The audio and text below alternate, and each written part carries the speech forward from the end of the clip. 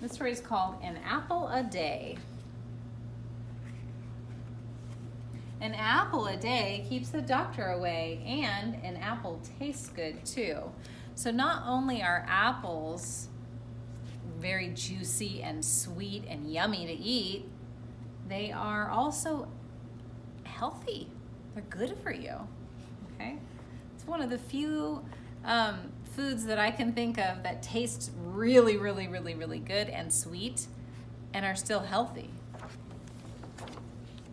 Apples have been around a very long time. In the early days of America, Johnny Appleseed planted apple trees across the country.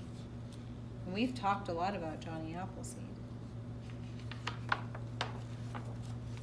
Apples grow on apple trees. And this is a real apple tree. This is what they really look like in the spring when they have the flowers. Every spring, the apples start as sweet-smelling pink and white flowers. So this is what a real apple blossom looks like. It's pink and white. Each flower has several different parts. They list them here: the stamen, the pistil, the petal, and the spetal.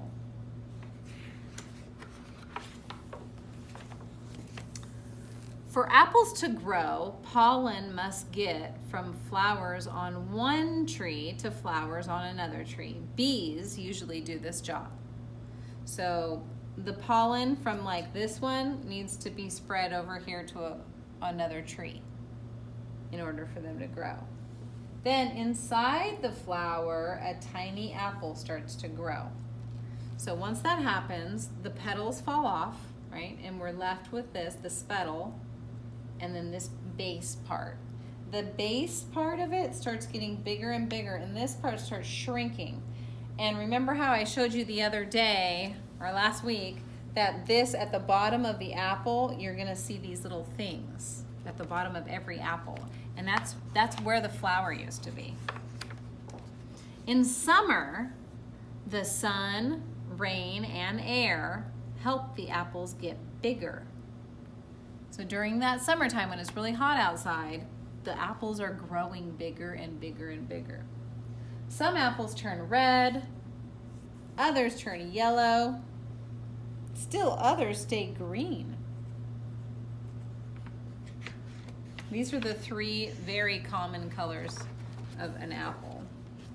In the fall, the apples are ripe. Workers pick them by hand, fill their bags, and empty them into large bins.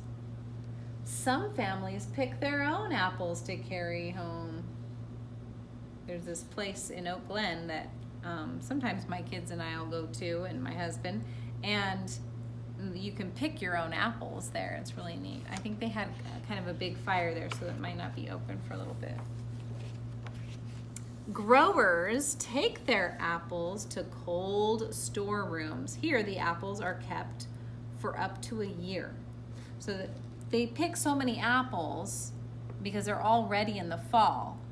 But we like to eat apples all year long. So what they do is they take them and they put them in like a big, huge refrigerator, and they keep them cold so they don't go bad. And then they can still sell them to people all year long. In winter, spring, and summer, you can buy fresh apples that were kept in cold storage. So when you go to the grocery store and you see these apples out, they come from an apple orchard. Okay. Growers sell about half their apples for eating. The rest are made into applesauce or apple juice or apple pie. So there's lots of things that we make with apples. So only half of the apples get eaten, just regular apples. The other half are made into something else, like applesauce, apple pie, apple juice, apple cider. That's a warm apple juice, kind of.